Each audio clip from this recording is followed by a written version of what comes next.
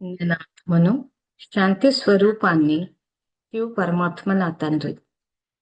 ఒక్కసారి అందరూ ఆత్మిక స్థితిలో ఆత్మలకు తండ్రి అయిన శివ పరమాత్మను తలుచుకుందాము. నేను ఆత్మను, శాంతి స్వరూపాన్ని, శివ పరమాత్మ నా తండ్రి. ఈ సంకల్పాన్ని అభ్యాసం చేసి ప్రాక్టికల్ లైఫ్ లో ఎవరిని చూసినా వీళ్ళు ఆత్మలు శాంతి స్వరూపం అన్న వాళ్ళ యొక్క స్వధర్మాన్నే చూడాలి. ఇక్కడ ఏదో క్లాసులో అభ్యాసం చేసి అక్కడికి వదిలేసేయడం కాదు. అర్జునుడు విషాదంలో ఉన్నప్పుడు అర్జునుడికి ఆత్మజ్ఞానాన్ని ఇచ్చాడు. అంటే అది విన్న తర్వాత ఆ తర్వాత యుద్ధం చేయమన్నాడు. అంటే ఇక్కడ ఏంటి, మనలో ఉన్న దేహస్థితికి సంబంధించిన వ్యర్థ సంకల్పాలు ఏదైతే ఉందో ఆ వ్యర్థ సంకల్పాలని మన సమర్థ సంకల్పాలతోటి వినాశనం చెయ్యాలి. ఇంగ్లీష్ భాషలో చెప్పాలంటే ఎరేజ్ చెయ్యాలి. ఇది యాక్చువల్ గా ఈ చదువు యొక్క ఉద్దేశం. సో ఎప్పుడైతే ఆ రకంగా ఆత్మాన స్థితిలో ఉంటామో మోహం అన్నది పోతుంది. మోహం అంటే మోహం క్షేమం అయిపోవడము. సో భగవద్గీతని స్టేట్మెంట్ రిపీట్ చేస్తున్నాము. భగవద్గీత, రామాయణ, మహాభారతాలు ఆత్మకు వర్తింప చేస్తే రైట్ ఆన్సర్స్ వస్తాయి, దేహానికి వర్తింప చేస్తే రాంగ్ ఆన్సర్స్ వస్తాయి. ఎందుకంటే ఆత్మజ్ఞానాన్ని బోధించాడు. సాంఖ్యయోగ ఆత్మజ్ఞానంతో స్టార్ట్ అయ్యి ఆత్మజ్ఞానంతోనే చెప్పుకుంటూ వెళ్ళారు. సో మోక్షం అంటే జనన మరణ చక్రం నుంచి బయటకు వచ్చేయడం అన్నట్టు భక్తిలో చెప్తారు, దేహానికి వర్తింపజేశారు. కానీ ఒక్క పరమాత్మనే జన్మ మృత్యురహితుడు. సో మనం ఇది 7th చాప్టర్ విభూది యోగంలో తెలుసుకున్నాము. చాలా శ్లోకాల దగ్గర కూడా చెప్పారు. సో ఒక్కసారి అభ్యాసం చేద్దాము. నేను ఆత్మను, శాంతి స్వరూపాన్ని, శివ పరమాత్మ నా తండ్రి.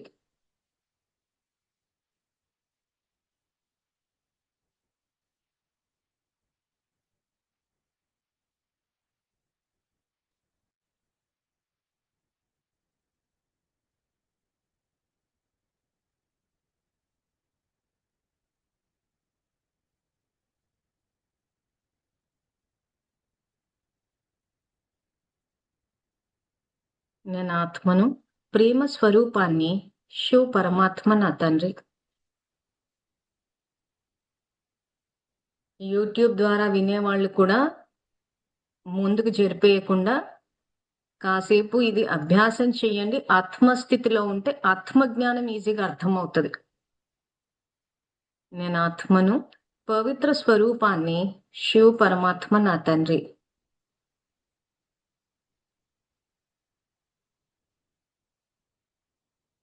నేను ఆత్మను, జ్ఞాన స్వరూపాన్ని, శివ పరమాత్మ నా తండ్రి.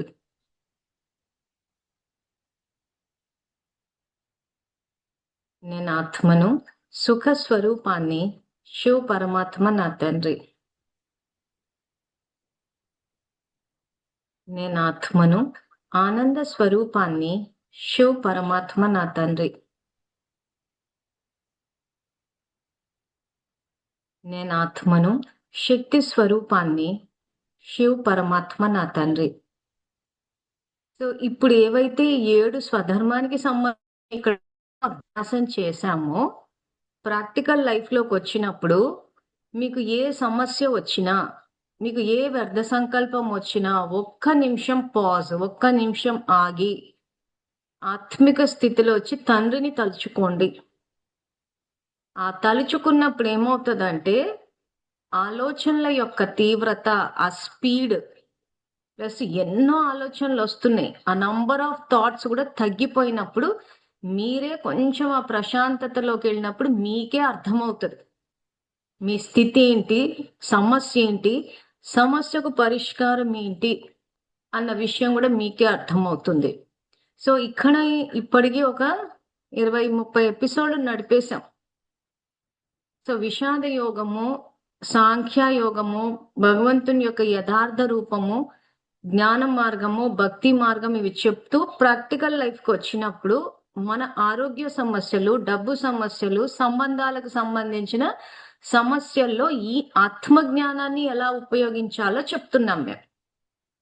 ఈ మధ్య కాలంలో వచ్చే ఫోన్స్ ఎలా వస్తున్నాయంటే మళ్ళీ మాకు ఫోన్ చేసి మా ఇంట్లో ఫలానా వాళ్ళతో సమస్య ఉంది, మేము ఏం చెయ్యాలి. మరి ఎపిసోడ్స్ అన్ని విన్నారా అంటే అన్ని విన్నామంటున్నారు.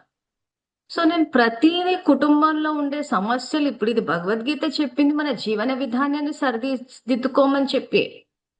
సో మరి అన్ని ఎపిసోడ్లు విన్న తర్వాత కూడా ఎందుకు డౌట్ వస్తోంది? ఎందుకు మళ్ళీ ఒక్కొక్క సమస్య, మా ఇంట్లో ఈ సమస్య ఉంది, దీనికి పరిష్కారం ఏంటని అడుగుతున్నారు అని అంటే ఈ అభ్యాసం చెయ్యట్లేదని అర్థం. ఎందుకంటే ఆత్మజ్ఞానాన్ని వినేటప్పుడు ఆత్మాన్న స్థితిలో వినాలి. అందుకే క్లాస్ స్టార్ట్ చేసినప్పుడు ఇది అభ్యాసం చేయిస్తున్నాం మేము. నేను ఆత్మని, శాంతి స్వరూపాన్ని, శివ పరమాత్మ నా తండ్రి అని చెప్పి. సో ఆత్మ పరమాత్మని తలుచుకున్నప్పుడు స్వతహాగానే మీ బుద్ధి పనిచేయడం మొదలు పెడుతుంది. సబ్జెక్ట్ అర్థమవుతుంది. మీ అంతర్గతంగా మిమ్మల్ని మీరు చూసుకోవాలన్న విషయం అర్థమవుతుంది.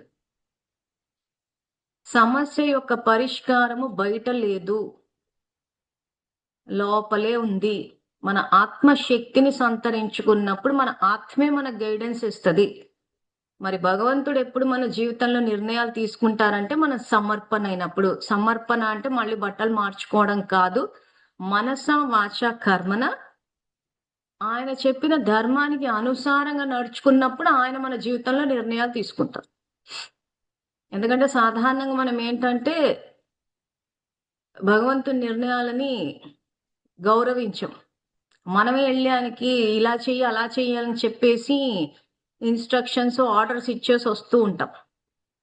మామూలుగానే భక్తిలో ఆయనని ఒక మానవుడి స్థాయికి దింపేశారు. అది పెడతాము, ఇది చేసి పెడతాము, అది చేసి అంటే ఒక రకంగా మైండ్ కరప్ట్ అయిపోయింది. అంటే మేము ఇది మీకు ఇస్తాము, మీరు మాకు పని చేసి పెట్టండి. అందుకే ధృతరాష్ట్రుడు. ధృత అంటే కరప్ట్, రాష్ట్ర అంటే state, corrupt state of mind. ఆ కరప్షన్ ఎక్కడైతే అవినీతి మైండ్ లోకి వచ్చిందో అదే భగవంతుడికి ఆపాదించేశారు. అందుకే ఆయన యథార్థ రూపాన్ని గుర్తించలేకపోయారు. సో ఇప్పుడు బయటకు వస్తోంది జ్ఞానం. కూర్చోబెట్టి మనం ఏదో భగవంతుని మామూలుగా భక్తి మార్గంలో గురువులు, పీఠాధిపతులు, మఠాధిపతులు ఏం చేస్తారంటే భగవంతుని మహిమ చెప్పేస్తారు. బాగుంది, టైం పాస్ అయిపోతుంది, మనసుకు ప్రశాంతంగా ఉంది అంటారు. తర్వాత పారాయణాలు చేయిస్తారు, మనసుకు ప్రశాంతంగా ఉంటుంది అంటారు. కానీ సమస్య వచ్చినప్పుడు భగవంతుడు మనకే ట్రైనింగ్ ఇస్తారు. మన అహమే ఇక్కడ బ్రేక్ అవ్వాలి. మనలో ఉన్న తమో ప్రధానత ఇక్కడ వినాశనం అవ్వాలి. ఇది అసలు తెలుసుకోవాల్సిన విషయం భగవద్గీతలో. అసలు ఫోటో, ఆ చిత్రం వెయ్యడమే ఆయన భగవంతుడు జ్ఞానాన్ని ఇచ్చినట్టు చూపించారు. అంటే అక్కడ ఏంటి, జ్ఞానాన్ని ఇచ్చి ఆ తర్వాత లేచి యుద్ధం చెయ్యాలంటే అక్కడ ఆయన ట్రైనింగ్ ఇస్తాడు. అది ఇప్పుడు మీరు ఈ క్లాసెస్ విని మిమ్మల్ని మీరు చెక్ చేసుకుని మీలో ఉన్న వ్యర్థ సంకల్పాలని మీరు సమర్థ సంకల్పాలతోటి వినాశనం చేయాలి. అంటే ఎలా చేస్తారు? ఇప్పుడు సపోజ్ మీకు కోపం వచ్చింది అనుకోండి, వచ్చినప్పుడు మీలో ఎన్నో నెగిటివ్ ఆలోచనలు వస్తాయి. బయట చూస్తారు, బయట వ్యక్తుల్ని తప్పు పడతారు. అప్పుడు నేను ఆత్మని, శాంతి స్వరూపాన్ని అని చెప్పి క్రోధాన్ని వినాశనం చెయ్యాలి. మీరు ఆ సంకల్పం చెయ్యాలి లోపల. జ్ఞాన నేత్రంతో మిమ్మల్ని మీరు చూసుకోవాలి, అవతల వాళ్ళని జ్ఞాన నేత్రంతో చూడాలంటే లోపల సంకల్పం చెయ్యాలి. నేను ఆత్మని, శాంతి స్వరూపాన్ని, సదా శాంతి స్వరూప భవ అని చెప్పి అవతల వాళ్ళకి వరదానాలు ఇవ్వాలి. అప్పుడు ఈ అంతర్గత యుద్ధం ఏదైతే ఉందో యుద్ధంలో మీరు నెగ్గుతారు. మీరు అలా కాకుండా క్లాసెస్ వినేసి మళ్ళీ ఫోన్ చేసి మా వాళ్ళది తప్పు, వాళ్ళని ఏం చెయ్యాలి అని అంటే అసలు టోటల్ గా సబ్జెక్ట్ పోయినట్టే. ఇంకా ఇప్పుడు ఇదంతా మేము ఏంటంటే తెలుసుకుని భగవంతుని తలుచుకుంటే ఇది జ్ఞానం అన్నది మన స్వధర్మం. మీకు భగవద్గీత చదివితే మీకు శ్లోకాలు ఉంటాయి, తాత్పర్యం ఉంటది అంతే. కానీ దీన్ని ప్రాక్టికల్ గా ఎట్లా వాడాలా అన్నది ఆ భగవంతుని తలుచుకున్నప్పుడు, నేను ఆత్మని జ్ఞాన స్వరూపాన్ని, శివ పరమాత్మ నా తండ్రిని గాని, నేను ఆత్మని శాంతి స్వరూపాన్ని, శివ పరమాత్మ నా తండ్రిని కనెక్ట్ అయినప్పుడు మనకు ఆ టైంకి బుద్ధికి టచ్ అవుతూ ఉంటుంది. ఇప్పుడు ఉదాహరణకి స్టేట్ బ్యాంక్ లో ఉద్యోగం చేశాను.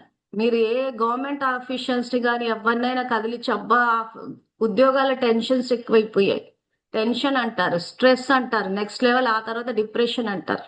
సో దీనికి కారణం ఏంటంటే ఇప్పుడున్న ఆఫీసు పరిస్థితులండి. టెన్షన్స్ ఎక్కువైపోయాయి. అక్కడ స్టాఫ్ తో ప్రాబ్లమ్స్, బాస్ తో ప్రాబ్లమ్స్, పబ్లిక్ తో ప్రాబ్లమ్స్, గవర్నమెంట్ ఏజెన్సీస్ తో సో ఇన్ని బయట ఏవైతే ప్రాబ్లమ్స్ ఉన్నాయో ఈ ప్రాబ్లమ్స్ చెప్తారు. ఒకప్పుడు నేను అలాగే అనుకునేదాన్ని. ఎప్పుడైతే ఈ జ్ఞానాన్ని తెలుసుకుని లోపల చూసుకుని మొదలుపెట్టిన తర్వాత ఈ సంకల్పాలు, ఈ ఆత్మిక స్థితిని అభ్యాసం చేసిన తర్వాత స్టేట్ బ్యాంక్ అలాగే ఉంది, బాసులు, స్టాఫ్, పబ్లిక్ అందరు అలాగే ఉన్నారు. నా ఆలోచన విధానం మారింది కాబట్టి నాకు శాంతి అనుభవం అయింది. సో నేను ఇప్పటికి కూడా ఇంకా వీళ్ళది తప్పు వాళ్ళది తప్పు అని చెప్పి వెతుక్కుంటూ ఉంటే ఎప్పటికీ నాకు శాంతి రాదు, నాకు సంతోషం రాదు, ఆరోగ్యం రాదు. సో ఇది ఎప్పుడైతే అభ్యాసం చేసి ప్రాక్టికల్ లైఫ్ లో చేస్తూ పోయామో బయట పరిస్థితులు అలాగే ఉన్నాయి, వ్యక్తులు అలాగే ఉన్నారు. నా స్థితి పెరిగింది, భగవంతుడితో కనెక్ట్ అయ్యాం కాబట్టి నాకు శాంతి అనుభవం అయింది, నాకు ధైర్యం వచ్చింది, నాకు ఆరోగ్యం వచ్చింది. సో కాబట్టి జూమ్ ద్వారా, యూట్యూబ్ ద్వారా వినే వాళ్ళందరూ ఒక్కసారి నేను చెప్పింది మళ్ళీ మళ్ళీ పెట్టుకుని వినండి. ప్రతి వ్యక్తికి పరిస్థితికి పరిష్కారం ఉండదు, అన్నిటికీ ఒకటే సమస్యకు పరిష్కారం ఆత్మిక స్థితి.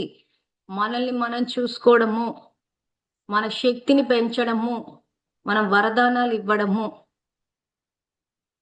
సో ఎవరికి వాళ్ళకి చేసుకుంటూ పోవాలి. ఒకవేళ మీ ఇంట్లో వాళ్ళకి గనక సమస్య ఉంటే, పిల్లలకు గాని ఉన్నప్పుడు దాన్ని మీరు పరిష్కరించాలి అని అనుకున్నప్పుడు వాళ్ళకి శక్తి ఇస్తూ పోవాలి. ఇది ఎట్లా పనిచేస్తుందంటే, ఇప్పుడు సపోజ్ నేను కింద పడ్డాను అనుకోండి,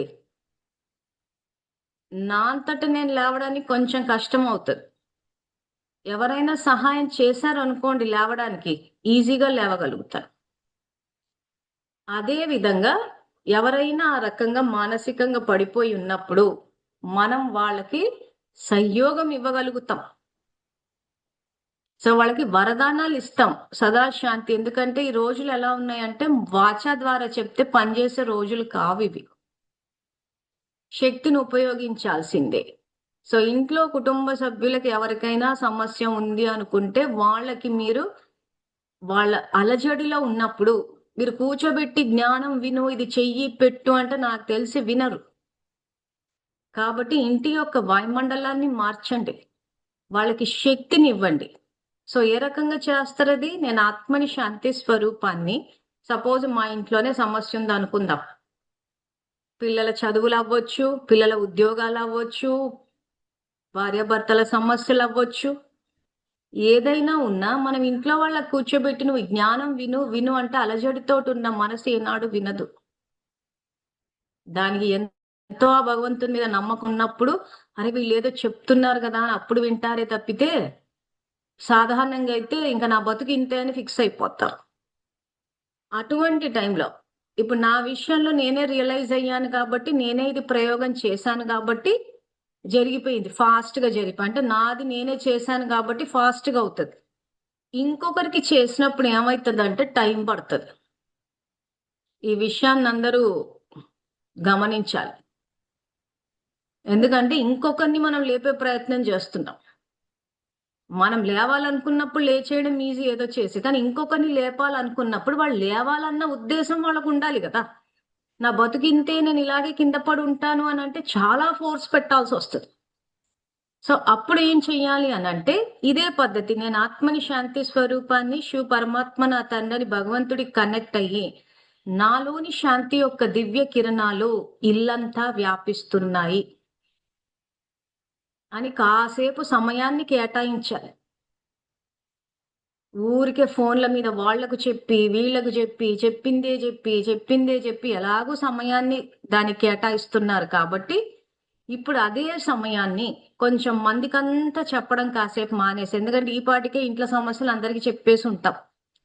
సో ఊరికే చెప్పి మనం విసిగెచ్చేసి వాళ్ళు విసిగెత్తిపోయి కాకుండా కొంచెం ఇప్పుడు ఆ సమయాన్ని సంకల్పాలు చేయడానికి కేటాయించి నేను ఆత్మని, శాంతి స్వరూపాన్ని, శివ పరమాత్మ నా తండ్రి అని చెప్పి తండ్రికి కనెక్ట్ అయి నాలోని శాంతి యొక్క దివ్య కిరణాలు ఇల్లంతా వ్యాపిస్తున్నాయి అన్న సంకల్పం చెయ్యాలి. అప్పుడు ఏమవుతుందంటే మీలోని శాంతి యొక్క కిరణాలు ఇల్లంతా వ్యాపిస్తాయి.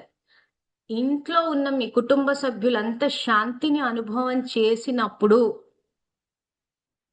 వాళ్ళకి అది బుద్ధి పనిచేయడం మొదలు పెడుతుంది. అప్పుడు ఈ పరిష్కారం విన్నికి ఇష్టపడతారు. సో పిల్లల విషయంలో పిల్లలు ఆజ్ఞాకారులు, ఎగ్జామ్స్ రాస్తున్న వాళ్ళు ఉద్యోగాలకు వెళ్తున్నారు అని అంటే వీళ్ళు సఫలతా స్వరూపాలు. సదా సఫలతా స్వరూప భవ, సదా విజయీ భవ అన్న వరదానాలు ఇవ్వాలి. సపోజ్ ఇంట్లో మీ పిల్లలు కొడుకు, కూతురు, అల్లుడు వాళ్ళ మధ్యలో గొడవలు నడుస్తున్నాయంటే భార్యాభర్తలు ఇద్దరు స్నేహితులుగా ఉండాలి అని అనుకుంటే సదా స్నేహి భవ అని చెప్పి వరదానాలు ఇవ్వాలి. ఒక స్టేజ్ లో ఏమైనా గొడవల నుండి విడిపోయే పరిస్థితులు వచ్చినా కానీ కలుసుకుంటారు. ఎవరికైనా ఇంట్లో ఆరోగ్యం బాగాలేదు అని అంటే చేసే సేవలు చేస్తారు. సదా ఆరోగ్య భవ అని చెప్పి వరదానాలు ఇస్తారు. సో ఈ వరదానాలన్నీ మన భగవద్గీత ప్రాక్టికల్ లైఫ్ అన్న గ్రూప్ లో నేను పోస్ట్ చేసేసాము. అవి తీసుకుని మీరు వాడాలి. శక్తిని ఉపయోగించాలి. ఎంత తక్కువ ఇంట్లో సమస్య ఉన్నప్పుడు ఎంత తక్కువ మాట్లాడితే అంత మంచిది. మీరు ఎంత తక్కువ మాట్లాడితే అంత మీ ఆత్మశక్తి పెరుగుతుంది. మీరు సమస్యని చెప్పి సపోజ్ ఇంట్లో చిన్న పిల్లలు ఉన్నారు తినట్లేదు అనుకోండి, తింటలేరు అని చెప్పి 50 మందికి చెప్తే 50 మంది వాళ్ళు తినట్లేదంట అని చెప్పి వాళ్ళని పడేసే కన్నా కొంచెం ప్లాన్ చేసుకుని చేసి పిల్లలు తింటున్నారు, ప్లస్ వాళ్ళు ఉండేదే చిన్న కడుపు, ఎంత తింటారో అంతే పెట్టండి. ఈ మధ్య ఇంత పెట్టేసి 3 గంటలు తినిపిస్తున్నారు. మళ్ళీ మా అబ్బాయి తినట్లేదండి, అమ్మాయి ఏం చేయాలని మమ్మల్ని అడుగుతున్నారు. మీరు ఎంత పెడుతున్నారు? ఇంత పెడితే అంత చిన్న కడుపులు ఉన్న వాళ్ళు ఎలా తింటారు? సో ఇవన్నీ చిన్నవి చూస్తూనే ఉన్నాం. ఒక్కొక్కరు తినిపించడానికి 3 గంటలు పట్టేస్తుంది. ఆ మొబైల్స్ ఇచ్చేస్తున్నారు, ఇంకా అలా చూసుకుని వాడు అలా నోట్లో ముద్దలు పెట్టేసుకుంటాడు, ఇంకా అలా ఉంచేస్తారు. ఎందుకంటే ఎక్కువైపోతుంది పిల్లలకి, పోవట్లేదు. సో అందుకే అలా నోట్లో పెట్టేసుకుంటే వాడు తినట్లేదు అని చెప్పి శాపనార్థాలు ఇచ్చేసి ఆ మొబైల్స్ ఇచ్చేస్తే అవి చూస్తూ కూర్చుని 3 గంటలు పట్టేస్తాం. సో ఇక్కడ ఫస్ట్ మారాల్సింది మన ఆలోచనలే.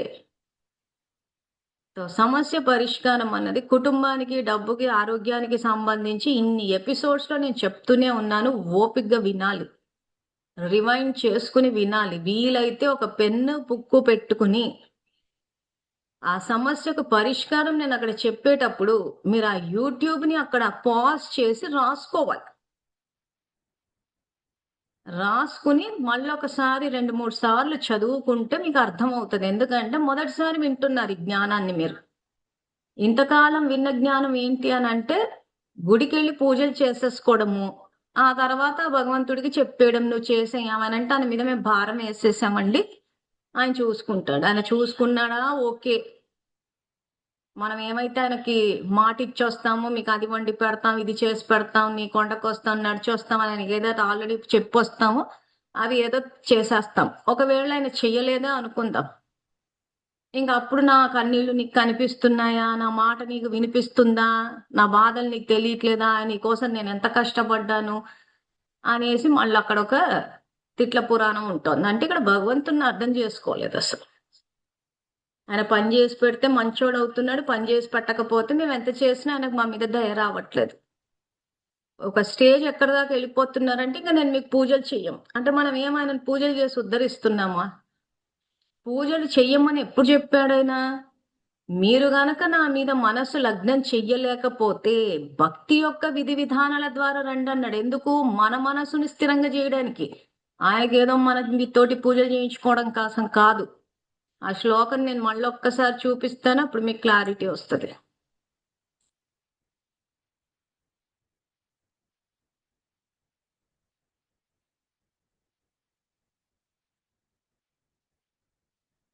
శ్లోకం స్క్రీన్ మీద వేస్తున్నాము. 12వ అధ్యాయము 9వ శ్లోకము భక్తి యోగము. భక్తి యోగంలోని మొదటి నుంచి 12వ శ్లోకం వరకు చదవండి. భక్తి ఎందుకు చేయమన్నారు చెప్పాడు. ప్లస్ భక్తి యోగ 12వ చాప్టరు 2వ చాప్టర్ కాదది. అర్జునుడి విషాదానికి భగవానుడు సాంఖ్య అంటే జ్ఞానము. జ్ఞానము ద్వారా ఏ రకంగా భగవానుడికి దగ్గర అవ్వాలి, ఏ రకంగా జ్ఞానాన్ని తెలుసుకుని శక్తితోటి మనలో ఉన్న వ్యర్థం ఏదైతే ఉందో అంతర్యుద్ధం చేసి విజయులు కమ్మని చెప్పి అది భగవానుడు చెప్పిన పరిష్కారం.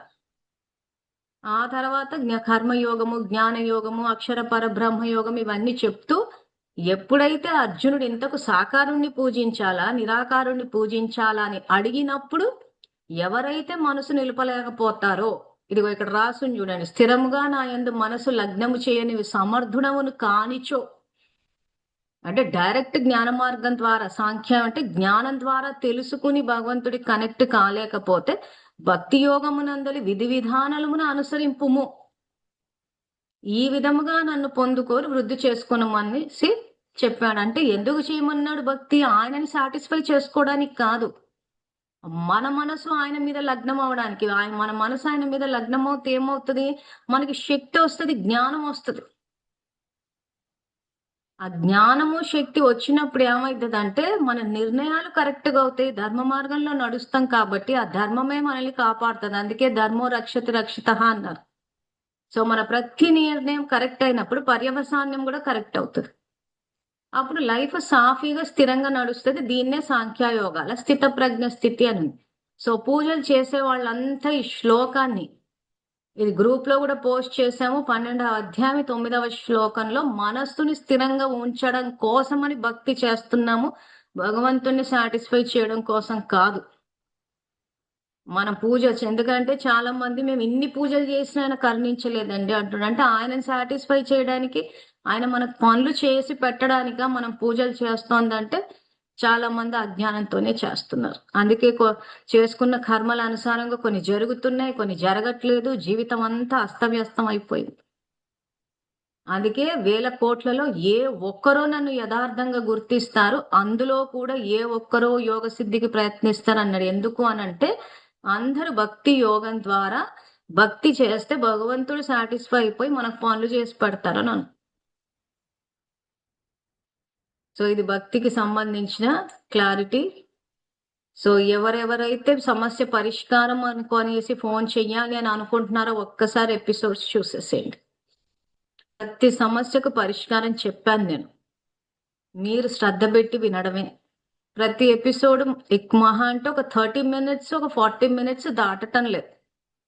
సో సమస్యల గురించి సంవత్సరాల తరబడి మీరు దుఃఖాన్ని అనుభవిస్తున్నారు, ఒక్క 30-40 నిమిషాలు కేటాయించుకోలేరా చెప్పండి?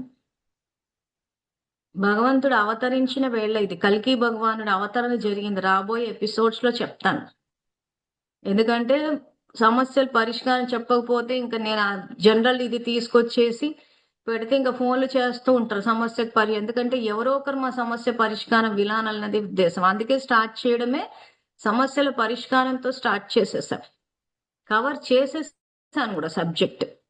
కాబట్టి ఒక్కసారి ఎపిసోడ్లు విని రాసుకోండి, లేకపోతే ఫ్లోలో ఏమైపోద్ది అంటే మేము రికార్డింగ్ ఇస్తుంది అందుకు. ఎందుకంటే జూమ్ లో చెప్పేటప్పుడు ఏంటంటే ఆ ఫ్లోలో మాట్లాడుతూ ఉంటాం. సో ఈ కెమెరాల వెనకాల ఉన్న వాళ్ళు ఇంచుమించు అంతా ఇళ్లలో పనులు చేసుకుంటూ ఉంటారు. పనులు చేసుకుంటూ శ్రద్ధ పెట్టి వినేవాళ్ళు చాలా తక్కువ ఉంటారు. ఇంట్లో పనులు చేసుకుంటుంటారు, లేదా పక్కోళ్ళతో మాట్లాడుతూ ఉంటారు, పిల్లలతో మాట్లాడి ఇంకా మొత్తం అంతా డిస్టర్బెన్స్ లో ఉంటుంది. కొన్ని పాయింట్లు మిస్ అయిపోతుంది, లింక్ మిస్ అయిపోతుంది. సో కాబట్టి రికార్డింగ్ వేస్తున్నాం మేము. ఆ రికార్డింగ్ వేసినప్పుడు కంపల్సరీగా బుక్ పెన్ను అవసరం. మేమంతా అలా నేర్చుకున్న వాళ్ళమే. ఆ బుక్ పెన్ను ఉన్నప్పుడు ఏమైందంటే మీరు గమనించి చూడండి, రాసేటప్పుడు మీరు కనెక్ట్ అవుతారు. ఇలా వింటుంటే ఏమైందంటే అర్థమైనట్టే ఉంటుంది, ఈ రోజు ఈ పాయింట్లు చెప్పారు అన్నట్టే ఉంటుంది. కానీ నిజంగా మీ జీవితంలో సమస్య వచ్చినప్పుడు ఏం చేయాలి? ఎందుకంటే సమస్య డామినేట్ అవుతుంది మీకు. ఆ సమస్య డామినేట్ అయిపోయి ఆ సమస్యకు సంబంధించిన ఆలోచనలు వస్తాయి. ఆ టైంకి పాజ్ చేసి నేను ఆత్మని, శాంతి స్వరూపాన్ని, శివ పరమాత్మ నా తండ్రి అని శివుడికి కనెక్ట్ అవ్వాలి, నిరాకారుడికి. లేదు అవటం లేదని అంటే ఇంకా భగవానుడు చెప్పినట్టు భక్తి యొక్క విధి విధానాల్లోకి వచ్చేసి ఇంకా భక్తి చేస్తూ, ఆ భక్తి చేస్తూ లోపల సంకల్పం చెయ్యాలి. ఆ బొట్టు పెట్టుకునేటప్పుడు నేను ఆత్మని అన్న విషయాన్ని గుర్తించాలి. అక్కడ సంకల్పం లోపల చెయ్యాలి మీరు ఆలోచన. ఊరికే అలా బొట్టు పెట్టేసుకోవద్దు, అది స్థూలంగా అయిపోతుంది. ఇంకా బయటది బయటనే, లోపలిది లోపల అన్నట్టు ఉంటుంది. అంటే లోపల ఆ సమస్య నడుస్తూ ఉంటుంది, ఏదో అలా బయట కుంకుమలు పెట్టేస్తూ ఉంటాం. సో ఆ బొట్టు పెట్టుకునేటప్పుడు ఖచ్చితంగా నేను ఆత్మని, శాంతి స్వరూపాన్ని అన్న సంకల్పం చెయ్యాలి. దీపం వెలిగించేటప్పుడు భగవంతుడు జ్యోతి స్వరూపుడు అని చెప్పి శివ పరమాత్మ నా తండ్రిని తలుచుకోవాలి. పసుపు కుంకుమలు వేసేటప్పుడు తండ్రి యొక్క పరంధామానికి గుర్తవి. సో నేను పరంధామ నివాసిని, తండ్రి పరంధామ నివాసిని అని చెప్పి తలుచుకోవాలి. పువ్వులు వేసేటప్పుడు ఆ పువ్వులు ఎంత అందంగా సుగంధభరితంగా ఉంటాయో మన కర్మలు కూడా అంతే అందంగా అంతే సుగంధభరితంగా ఉండాలి. ఆ విషయాన్ని అక్కడ గుర్తు చేసుకోవాలి. పువ్వులతోటి మనం అర్చిస్తుంటే శివుడు ఇంప్రెస్ అయిపోవడం కాదు, మన కర్మల ద్వారా ఇంప్రెస్ అవుతాడు. పూజ చేయాల్సింది కర్మల ద్వారా. సో అందుకే ఇందాక శ్లోకంలో ఏం చెప్పాడు, మీరు డైరెక్ట్ గా నన్ను తలుచుకోలేకపోతే ఎందుకు తలుచుకోవాలనని? శక్తి కోసము. శక్తి లోపించింది. సో రాలేకపోతే భక్తి యొక్క విధి విధానాల ద్వారా రమ్మన్నాడు. సో నేను ఏవైతే డైరెక్ట్ గా సంకల్పాలు చెప్పానో మీరు ఆ పూజ చేస్తూ లోపల సంకల్పాలు చేయాలి. చేసి శ్రేష్ఠ కర్మలు చేసి మీరు ఎప్పుడైతే కర్మల ద్వారా పూజిస్తారో అప్పుడు శివుడు ఇంప్రెస్ అవుతాడు. మీరు లోపలంతా కుళ్ళు పెట్టేసుకుని ఊరికే అలా పూలు వేసేస్తానంటే మాత్రం ఆయన ఏమి ఇంప్రెస్ కాడు. లోపల పువ్వులు వేసేస్తాము, లేకపోతే పొద్దున్న లేవనే పక్కింటి కొంతమంది వాకింగ్కి వెళ్ళిపోయి వాళ్ళ ఇంట్లో వీళ్ళ ఇంట్లో పూలన్నీ తీసుకొని వచ్చేస్తారు. దొంగతనం చేసుకుని వచ్చి పెడితే అసలుకే నచ్చదు ఆయనకి. మన లెక్కన అబ్బా రోజు పువ్వులతోటి పూజ చేసేసి ఆ బొట్లు పెట్టేసుకుని మనం ఎన్ని వేషధారణలు మార్చినా శివుడు బోలానాథుడు అని అంటే ఆయన అమాయకుడు కాదు, మనం అమాయకులం. బోలానాథుడు, నాథుడు అంటే ఏంటి? మాస్టర్. అంటే మనలాంటి అమాయకులకు మాస్టర్ ఆయన. అమాయకుడు కాదు, జ్ఞానసాగరుడైన. సో మనం అక్కడ దొంగతనం చేసి ఇక్కడ దొంగతనం చేసి పెడితే అసలు మనం ఏం ఆలోచిస్తున్నాం ఇక చేసే వాళ్ళే తెలుసుకోవాలి ఆ విషయం. నిజాయితీ అవసరం. సో ఈ క్లాసులు వినే వాళ్ళంతా గుర్తు పెట్టుకోండి, కర్మల ద్వారా పూజించాలి శివుడు. కర్మల ద్వారా పూజించినప్పుడు ఏమైందంటే ఆ భగవంతుడి తోడు మనకు ఉన్నప్పుడు జీవితం సాఫీగా అయిపోతుంది. నేను కూర్చుని అక్కడ సమస్య ఉంది, ఇక్కడ సమస్య, అసలు సమస్యలే అనిపించవు అప్పుడు. ఇప్పుడు సమస్య ఎందుకు అనిపిస్తుంది అంటే మనకి ఏం చేయాలో తెలియట్లేదు. అలా సమస్యలు కంటిన్యూ అయిపోతూనే ఉన్నాయి. సమస్య తీవ్రత పెరుగుతుంది. ఒక సమస్య ఇంకా అలా పడుంటే ఇంకోటి వచ్చి యాడ్ అవుతుంది. అంటే సమస్యలన్నీ పైలప్ అయిపోయి కొండల మాదిరి అయిపోయాయి. పరిష్కారం లేదా వాటికంటే ఉంది. మన సమస్యలు మనకే ఎక్కువైనాయి అంటే సమాజంలో సమస్యల మీద డిస్కషన్లు ఎక్కువ మనకి. వాళ్ళు ఇలా చేశారు, వీళ్ళు ఇలా చేశారు, ఆ టీవీ చూసుకుంటూ, ఆ టీవీలో సినిమాలు చూసుకుంటూ ఇంకా వాళ్ళని తిట్టి వీళ్ళని తిట్టి ఉన్న శక్తి అంతా తగ్గించుకుంటారు. సో తిడుతుంటే ఏమవుతుంది? అది ఆత్మ స్వధర్మానికి వ్యతిరేకంగా వెళ్తున్నారు కాబట్టి మీ ఆత్మ యొక్క శక్తి తగ్గిపోయినప్పుడు టీవీలు చూసి సినిమాలు చూసి వాళ్ళ కథలు వీళ్ళ కథలు విని మీ శక్తిని అంతా తగ్గించుకుంటే మరి మీ సొంత సమస్యలకు శక్తి ఎక్కడ ఉంటది? మీకు ఉన్న శక్తిని అంతా మీరు పూజ చేస్తున్నారు, పూజ చేసినా భగవంతుని శక్తి వస్తుంది. మీరు జ్ఞాన మార్గంలో డైరెక్ట్ గా కనెక్ట్ అయిన శక్తి అయితే వచ్చేస్తుంది, రాకుండా అయితే ఉండదు. ఒక్క సెకండే ఆయన తలుచుకున్నామంటే పవర్ హౌస్ లాగా ఆత్మ పవర్ అంతా వచ్చేస్తుంది. వచ్చాక ఏం చేస్తున్నాము? మందిని తిట్టుకుంటూ వాళ్ళని తిట్టుకుంటూ కూర్చున్నప్పుడు అదంతా శక్తి తగ్గిపోయినప్పుడు మన ఆరోగ్యము ఇంప్రూవ్ అవ్వట్లేదు, మన ఇంట్లో సమస్యలు పరిష్కారం కావట్లేదు. ఎందుకంటే శక్తి అంతా పోగొట్టుకున్నాం కాబట్టి.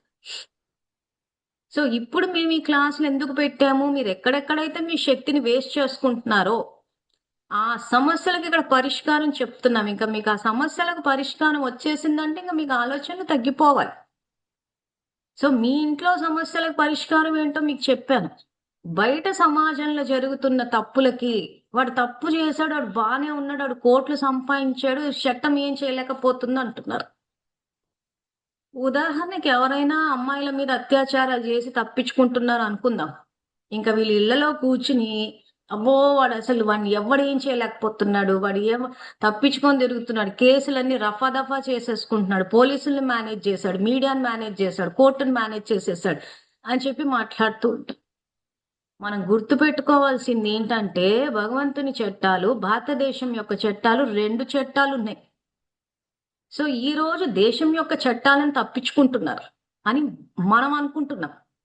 ఎందుకంటే వాళ్ళ డబ్బు పలుకుబడి ఉపయోగించి కేసులన్నింటినీ రఫా దఫా చేస్తున్నారు, మనం టీవీలో చూస్తున్నాం. అవన్నీ చూసి మనం ఇక్కడ మాట్లాడుతున్నాం వాడు తప్పించుకుంటున్నాడని. ఎందుకు అలా మాట్లాడుతుంటామంటే మనకు అవగాహన లేదు కర్మ ఫిలాసఫీ మీద. సో భగవంతుడు ఏ రకంగా చూస్తాడంటే, ఈ రోజు ఒక వ్యక్తి తప్పు చేసేటప్పుడు ఆ తప్పు యొక్క శిక్ష అనుభవించడానికి ఒక జీవితకాలం అవసరమైనప్పుడు ఖచ్చితంగా ఇంకో జన్మ తీసుకుని అనుభవిస్తాడు. మనము చిన్నగా చిన్న మెదళ్లతోటి ఎట్లా ఆలోచిస్తున్నామంటే వాడు జైలుకి వెళ్ళిపోవాలి, జైలుకి వెళ్ళిపోవాలి, జైలుకి వెళ్ళిపోతే అది శిక్ష ఎట్లా అవుతుంది? ఈ రోజు అమ్మాయిల మీద ఇంతింత మందిని అత్యాచారాలు చేసేసి, శవాలు పూడ్చేసి, రాజకీయ పలుకుబడితోటి అధికారం ఇది చేస్తున్నప్పుడు, సామాన్య ప్రజలు భయభ్రాంతులు అవుతున్నప్పుడు ఆయన తీసుకెళ్లి జైల్లో పెట్టేంత చిన్న శిక్ష భగవంతుడు వెయ్యరు. అప్పుడు ఏం జరుగుతుంది? ఈ జన్మలాడు తప్పించుకుంటాడు అని మనం అనుకుంటున్నాం. వచ్చే జన్మలో ఎక్కడ జన్మ తీసుకుంటాడు? వెళ్ళి ఏ వ్యభిచార కూపాల్లో జన్మ తీసుకుంటాడు. తీసుకున్న తర్వాత అప్పుడు అత్యాచారాలు జరుగుతుంటే అప్పుడు కన్నీళ్లు కారుస్తూ ఉంటారు. ఈ రోజు ఓవరాల్ గా మనం చూసుకుంటే సొసైటీలో ఇప్పుడు మనం హైదరాబాద్ లో ఉన్నాము. హైదరాబాద్ లో సురక్షితంగా ఉన్న ఆడవాళ్ళు ఎక్కువ ఉన్నారు. సురక్షితంగా లేని వాళ్ళు, పూర్తిగా వ్యభిచార కూపాలు ఉన్న వాళ్ళు తక్కువ మంది ఉన్నారు.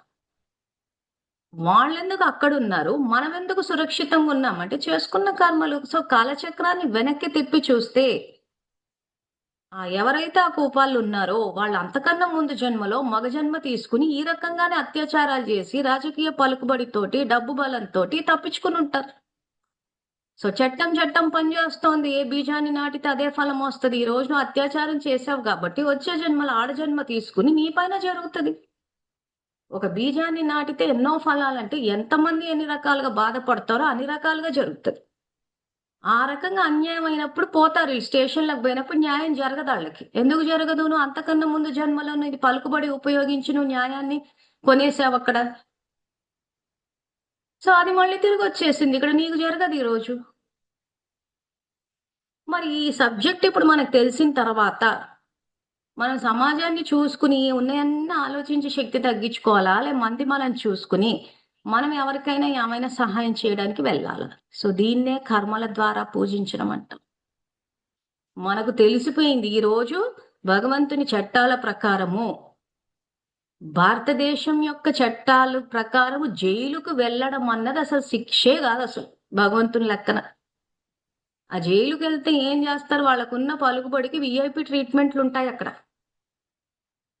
రోజు కూర్చుని గుడ్డు తిని వారానికి 2 సార్లు చికెన్లు తిని టైం పాసులు చేసుకుని ఇది భగవంతుని లక్ష్యం శిక్షే కాదని చట్టం క్లియర్గా ఉంది. ఏ బీజాన్ని నాటితే ఆ ఫలం వస్తుంది.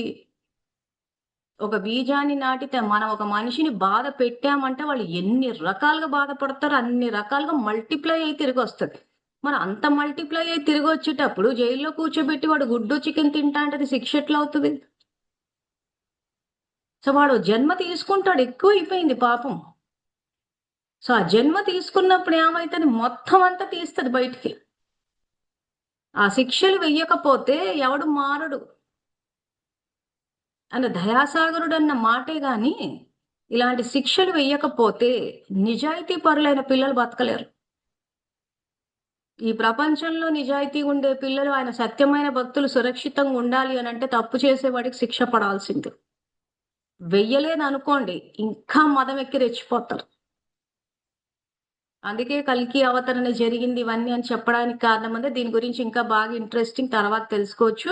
సో కాబట్టి ఇంక ఇప్పటి నుంచి మన శక్తినంతా ముందు మన జీవితాన్ని సంస్కరించుకుంటాం. బయట సమాజంలో జరుగుతున్న దానికి ఖచ్చితంగా అక్కడ చట్టం పనిచేస్తుంది. ఏ చట్టము? భగవంతుని చట్టాలు పనిచేస్తాయి. ఈ రోజు చట్టం పనిచేయకుండా ఎవరైతే సహకరిస్తున్నారో పోలీసులు, కోర్టులు ఇవన్నీ కానీ ఆ పాపంలో భాగస్తులు. సో వాళ్ళు ఎక్కడో ఆ టైపు జన్మలు తీసుకున్నా అంటే మీకు సబ్జెక్ట్ అర్థం కానికి మనం ఏ బి ఎగ్జాంపుల్ తీసుకున్నాం. ఇక్కడ బి ఏం చేశాడు? ఏ యొక్క చేయి నరికేశాడు. సో బి ఆత్మలో రికార్డ్ అయింది. సో బి జన్మ తీసుకునేటప్పుడు ఏమవుతుంది? ఖచ్చితంగా ఆ పిండంలో ఆ చెయ్యి అన్నది పెరగదు. మరి బి తల్లిదండ్రులు ఎవరు అనంటే ఈ బి ఎప్పుడైతే ఏని చేయి నరికేటప్పుడు సహకరించే గొప్ప వాళ్ళు ఉంటారు చూసారా పక్కన అనుచరులు, ఆ చేయి పర్లే ఏం కాదు. ఆ సహకరించే వాళ్ళే ఏ తల్లిదండ్రులు తోబుట్టువులుగానే వస్తారు. ఎందుకంటే పాపంలో భాగస్తులు కాదు. క్లియర్ అవుతుందా సబ్జెక్ట్? సో తప్పు చేసేవాడికి సహకరిస్తే ఆ తప్పులో మనం భాగస్థులం అవుతాం కాబట్టి వాళ్ళతో పాటే జన్మ తీసుకుని సో ఈ బి చేయి నరికేశాడు కాబట్టి వాడు చేయలేకుండా ఎలాగో పుడతాడు, వాడే మెయిన్ కల్ప్రిట్ అక్కడ. సహకరించిన వాళ్ళు ఎవరైతే ఉంటారో వాళ్ళే తల్లిదండ్రులు తోబుట్టువులై వీడు బాధపడుతుంటే వీడికి సేవలు చేసుకుంటూ ఉంటారు. అందుకే మీకు తల్లిదండ్రుల గురించి చెప్పేటప్పుడు ఎవరైతే ఇంట్లో పిల్లలు పుట్టారో వాళ్ళ శరీరం చిన్నపిల్లల శరీరం కానీ ఆత్మ కాదు. ఒకప్పుడు దానం కొద్ది బిడ్డలు అన్నారు. సో మీరు దానం చేస్తే పెట్టే పిల్లలు పెట్టే సంస్కారము పెట్టే ఇది ఎవరికైతే ఉంటే ఆత్మలు పిల్లల కింద వస్తారు. పాపకార్యాలు ఈ రకంగా చేసుకున్నప్పుడు దానికి సహకరిస్తే ఆ వాళ్ళే పిల్లల కింద వచ్చి తల్లిదండ్రులు వచ్చి అంత కుటుంబ సభ్యులు ఒక దగ్గరకు వచ్చేసి ఇప్పుడు బి చేయలేకుండానో కాళ్ళు చేతులు లేకుండానో పుట్టాడు అనుకుందాం. అమ్మ భగవంతుడు మాకు అన్యాయం చేశాడంట. ఎక్కడ అన్యాయం చేశాడైనా? మీరే కదా పోయి వాడిని నరకొచ్చింది. నరికింది మీరే. ఆయన అహింసో పరమో ధర్మ అన్నాడు. అహింసను మించిన ధర్మం లేదన్నాడు. ధర్మో రక్షతి రక్షత, మీ ధర్మంలో బతికితే ధర్మం మిమ్మల్ని కాపాడుతుంది అన్నాడు. సో ఈరోజు హింసా మార్గంలో అధర్మ మార్గంలో ఒక వ్యక్తిని ల్యాండ్ కబ్జాలని డబ్బులని మోసాలని ఓ వ్యక్తిని చేతులు కాళ్ళు నరకడము తన్నడము తిట్టడము చంపడం వరకు వెళ్ళిపోతున్నారు. సహకరిస్తున్నారు కూడా. సో ఒక మనిషి చనిపోతే ఆ బాధ ఎట్లుంటది? సో అప్పుడు మళ్ళీ వాళ్ళు జన్మ తీసుకుంటారా? ఆ చిన్న వయసులోనే చనిపోతే చిన్న వయసులో పిల్లలు చచ్చిపోయారని వీళ్ళు తల్లిదండ్రులు బాధపడుతూ ఉంటారు. ఎందుకు చనిపోయారు అంత చిన్న వయసులో అంటే ఇదిగో ఇలాంటివి చేసుకుని వచ్చినప్పుడు ఆ చావు యొక్క బాధ ఎట్లుంటదా అని ఆ పోయిన వాళ్ళ కన్నీళ్లు వీళ్ళ ఖాతాలు వచ్చి పడతాయి. ఆ కన్నీళ్ళన్నీ కారుస్తారు. అకాల మృత్యువులు ఇవన్నీ. ఎందుకంటే కాలచక్రం తిప్పి చూస్తే ఇలాంటి హత్యలు హింసలు చేసుకుంటూ ఉంటారు. మళ్ళీ భగవంతుడు మాకు అన్యాయం చేశాడు అంటాడు. భగవంతుడు అన్యాయం చేయట్లేదు, మనమే మనకు చేసుకుంటున్నాం. అహంకారం ఎక్కువైపోయింది, మదం ఎక్కువైపోయింది. ఎవడేం చేస్తాడు మమ్మల్ని అని చెప్పి భారతదేశం యొక్క చట్టాలను చూస్తున్నారు, భగవంతుని చట్టాలను మర్చిపోయారు. ఆత్మ ఒక శరీరాన్ని వదిలి ఇంకో శరీరాన్ని తీసుకుని ఈ రకమైన జన్మలు తీసుకుంటే ఏ రాజకీయ పలుకుబడి ఏ పోలీసులు ఏ కోర్టులు ఏం చేయలేవు. ఆత్మ శరీరం వదలాల్సిందే, ఇంకో జన్మ తీసుకుంటుంది. ఆ తీసుకున్నప్పుడు ఈ పాప పుణ్యాలు సంస్కారాలతో సహా వెళ్తోంది. ఎవరు ఆపుతారు? ఏ డబ్బుతోటి దీన్ని మేనేజ్ చేయగలము? ఈరోజు ఆ రకంగా వికలాంగులుగా జన్మ తీసుకోవడమే వ్యభిచార కూపాల్లో తీసుకుంటే ఏ చట్టం ఆపాలి? ఈ జన్మలో మనకు రాజకీయ పలుకుబడి ఉంది, డబ్బు ఉంది అని అంటే ఇదే రాజకీయ పలుకుబడి డబ్బుతోటి మన పాపకర్మని మార్చొచ్చా? అస్సలు మార్చలేదు. మన రాజకీయ పలుకుబడి మన పాపాలను వినాశనం చేయదు. మన డబ్బు యొక్క మదం పాపాలను వినాశనం చేయదు. అందుకే కత్తులు ఉన్నాయి, కటార్లు ఉన్నాయి, ఏమైనా నరకొచ్చు పొడవచ్చు చెయ్యొచ్చు అనుకుంటే కత్తిపోటు కన్నా కర్మపోటు స్ట్రాంగ్ అంటారు. సో మనం చేసుకున్న దానికి ఒకవేళ అది చిన్న పాపాలు అట్లాంటివి ఏమన్నా అయితే ఇన్స్టెంట్ గా ఏమైనా జరిగితే జన్మలో జరగవచ్చు, లేదా మొత్తం ఒక జన్మే తీసుకుని అనుభవించి ఆ తర్వాత శరీరాలు వదిలేస్తారు. అందుకే పాతకాలంలో పెద్దలు భగవంతుడు అంటే భయపడండి అనేవాళ్ళు. సో దయాసాగరుడైన కాదని కాదు. సో ఇప్పుడు కూడా తప్పులు చేసి ఆయన క్షమించమని అడిగి పూర్తిగా పరివర్తన చెందితే తీవ్రత తగ్గుతుంది. కానీ అంత రియలైజేషన్ ఎక్కడుంది? దేన్నైనా కొనొచ్చు, దేన్నైనా సాధించవచ్చు అని అనుకుంటున్నాం, కానీ భగవంతుని కొనలేము. భగవంతునికి లంచాలు ఇచ్చినట్టు ఇచ్చి పని చేసి పెట్టు అని చెప్పేసి దానికి నైవేద్యం అని పేరు పెట్టి దక్షిణ అని పేరు పెట్టి దానికి మనం ఎన్ని పేర్లు మార్చుకున్నా కానీ మనం ఇచ్చే డబ్బులకి ఆయన చట్టాన్ని తిరిగి రాయడు. మనం పెట్టే నైవేద్యాలకు కానీ మనం పెట్టే ఏదైనా ఇస్తున్నామని చెప్పి భగవంతునికి ఇస్తున్నాము అంటున్నాడు. తీసుకునే పరిస్థితులు ఆయన లేడు. అసలు అంటేనే ఐశ్వర్యవంతుడు, ఆయనే ఐశ్వర్యవంతుడు, ఆయనే మనకిచ్చే స్టేజ్ లో ఉన్నాడు. కానీ మనమే ఆయనకి ఇస్తున్నట్టు అనుకుంటున్నామంటే తమో ప్రధాన భక్తి అది. అందుకే ఇందాక చెప్పినట్టు భక్తి మార్గం ద్వారా వచ్చేవాళ్ళు పువ్వులు వేసేటప్పుడు ఆ పువ్వులని ఏ రకంగా అవి అందంగా సుగంధభరితంగా ఉంటాయో మన కర్మలు ఆ రకంగా అందంగా సుగంధభరితంగా ఉండాలి. మన నుంచి శాంతి ప్రేమ పవిత్రత ఈ ఆత్మ స్వధర్మం ఏదైతే ఉందో దాని యొక్క సుగంధం వ్యాపించాలి. అంతే తప్పితే కామక్రోధ లోభమోహ మదమాత్సర్యాల యొక్క దుర్గంధాన్ని వ్యాపిస్తే ఆ దుర్గంధానికి మనకే రోగాలు వస్తాయి. బయట చెత్త ఎక్కువైతే రోగాలు వస్తాయని ఎలా అంటారో, లోపల చెత్త ఎక్కువైపోయినప్పుడు కూడా శారీరక రోగాలు వస్తాయి. అందుకే భగవంతుణ్ణి వైద్యనాథుడు అన్నారు. సో దేనికి వైద్యం చేస్తాడైనా? ఆత్మకు వైద్యం చేస్తాడు. మీకు అందుకే గ్రూప్ లో you can heal yourself అని చెప్పి ఒక బుక్ లింక్ వేశాను. మరి ఎంతమంది తెచ్చుకొని చదువుతున్నారో తెలియదు. ఆ బుక్ తీసుకొని చదివి చూడండి, ఎక్కడెక్కడ మనం వ్యర్థ ఆలోచనలు చేస్తున్నామో, లోపల ఎంత చెత్త పేరుకుపోయి ఉందో, ఆ చెత్త ద్వారా ఎటువంటి శారీరక రోగాలు వస్తున్నాయో ఆ పుస్తకంలో రాస్తుంది. సో కర్మ ఫిలాసఫీకి సంబంధించిన ఇది. సో క్లాస్ అయిపోయిన తర్వాత ఒక్కసారి ఆలోచించండి. సో ఇక్కడ బయట పరిస్థితుల్ని కానీ వ్యక్తుల్ని కానీ మార్చాలి అని ఒక ఆలోచన వచ్చినప్పుడు ఒక్క నిమిషం పాజ్. బయట పరిస్థితి, బయట వ్యక్తులు ఎక్కడి నుంచి వచ్చారు, ఇప్పుడు లోపల ఆలోచించండి. అంటే నాలో ఉన్న ఏ సంస్కారమో ఏ ఆలోచనల వల్లనో ఇటువంటి పరిస్థితులు వచ్చాయి కాబట్టి నేను లోపల మారిస్తే బయట మారుతుంది. అందుకే మీకు స్టేట్ బ్యాంక్ ఎగ్జాంపుల్ కూడా ఇచ్చా. సో బ్యాంకు వ్యక్తులు, బాసులు, పబ్లిక్ అంతా అలాగే ఉంటారు. నాకు సంతోషం కావాలి అంటే నేను ఈ జ్ఞానాన్ని ప్రయోగం చేయాలి. నాకు ఆరోగ్యం కావాలంటే నేను ప్రయోగం చేయాలి. నాకు శాంతి కావాలి అనుకుంటే నేను ప్రయోగం చేయాలి. అంతేగాని సమాజం అంతా మారిపోవాలి, వ్యక్తులు మారిపోవాలంటే అది మన వల్ల అయ్యే పని కాదు. అందుకే భగవద్గీతలు ఏమన్నారు? ధర్మ సంస్థాపనార్థాయ, ధర్మాన్ని స్థాపించడానికి నేను వస్తాను అని చెప్పాడు. ఆ బరువంతా మనం ఎత్తుకోమని నేను ఎక్కడ చెప్పలేదు.